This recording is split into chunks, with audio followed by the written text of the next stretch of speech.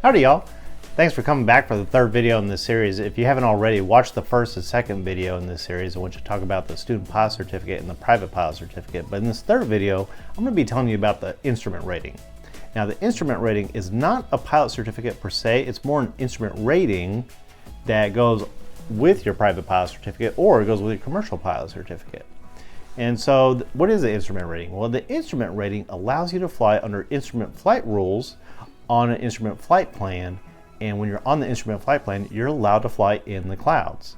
So if you've ever been, dreaming of, becoming a pilot, well, one, you get your private pilot certificate, but then when you're up there in the air with your instrument rating, you fly through the clouds, you can open up that window, stick your hand out, touch the clouds. And if you're wondering, well, what is it like touching the cloud? I'll tell you, your hand gets wet. It's made out of water, so your hand gets wet. And if you want to become a professional pilot, you have to get your instrument rating. Now, the instrument rating can be a bit tough to learn, but you put in the hard work, you will become an instrument rated pilot. And also, once you get your instrument rating, it's going to be the most fun way to fly for your cross countries. One of the biggest benefits of getting your instrument rating is you become a lot more skilled in flying. And so, when you're working on your private pilot certificate, you're going to be very limited on the type of weather you can fly in. There's going to be so many times like, oh man, I want to go fly, but the weather's not good enough for me, because when you're flying private, you pretty much have to have like clear skies or like clouds at high altitudes. But with the instrument rating, a few clouds here and there in your way, it's not going to be a problem at all. Now, if it's a thunderstorm, yeah, you're not going to fly in that. That's just too dangerous. But, a overcast layer of stratus clouds, not a problem. All right, so how do you get your instrument rating? So to get your instrument rating, like I said, you have to be at least a private pilot. You'll have to do a knowledge test. You do your check ride.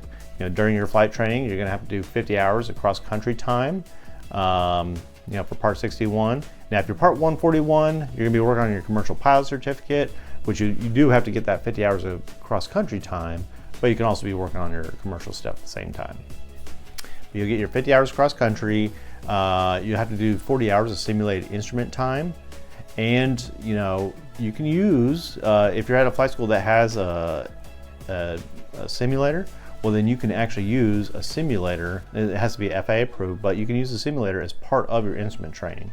It makes the training a lot cheaper. To get the instrument rating, it is tough. I'm not gonna lie to you, it's a little tough.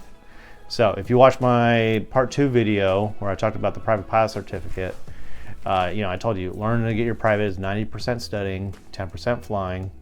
Well, when you're working on your instrument rating, you're already a pilot, so you already know how to fly an airplane.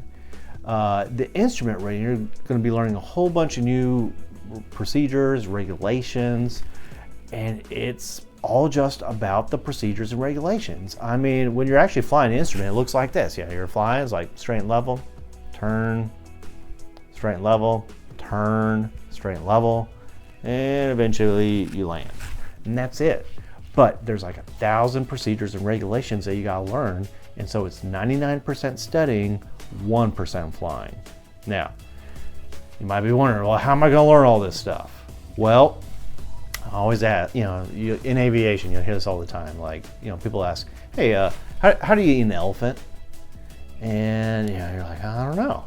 Well, to eat an elephant, all you have to do is just take one bite at a time, and that's what it takes to get your private pilot certificate. Or that, well, it does for your private, but also for your instrument rating. It's just you read,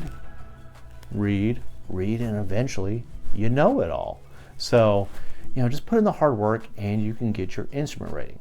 Now, another cool fact about the instrument rating is, you're a private pilot, you get your instrument rating, and then the next one that you're going to want to, the next certificate you're going to go towards is the commercial pilot certificate. When you get your commercial pilot certificate, when you already have your private instrument rating, the instrument rating just goes with your commercial.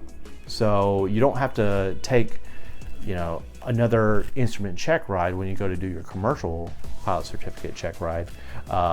You just do your commercial maneuvers, you can ask questions about commercial, and then there you go. you're a commercial pilot with an instrument rating. So there's not much else you have to do once you get your instrument rating. It's just you just keep on progressing in your flight training, and then you get your commercial pilot certificate and you're a commercial pilot with instrument rating. Now, is it possible to get your commercial pilot certificate without the instrument rating? It is, but I do not recommend you do it. If you get your commercial pilot certificate without your instrument rating, you're prohibited from carrying passengers more than 50 nautical miles from the departure point or carrying passengers at night.